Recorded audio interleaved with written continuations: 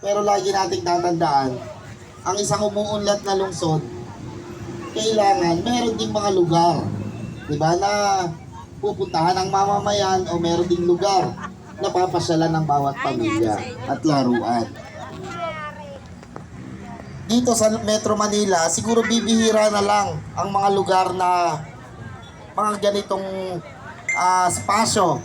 No, kaya nga sabi ko, hanapin natin ang mga espasyong ito na pwedeng pasyalan, puntahan ng ating mga mamamayan.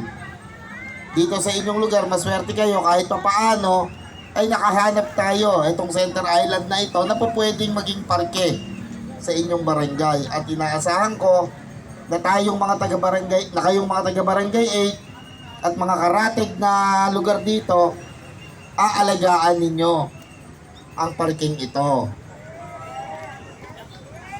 Aalagaan ninyo ha.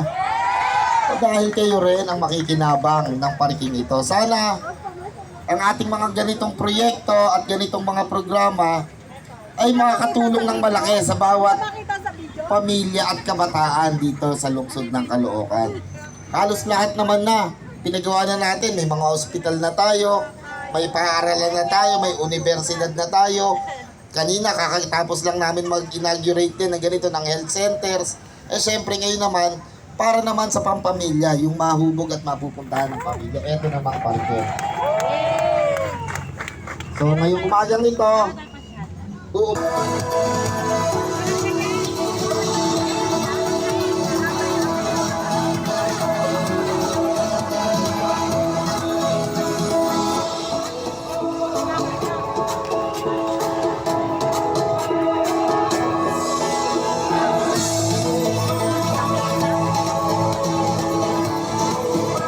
Ayan, sama-sama po natin matutunghayan ang groundbreaking ceremony dito po sa park. Ayan, so maraming salamat po Mayor Ali Calapitan.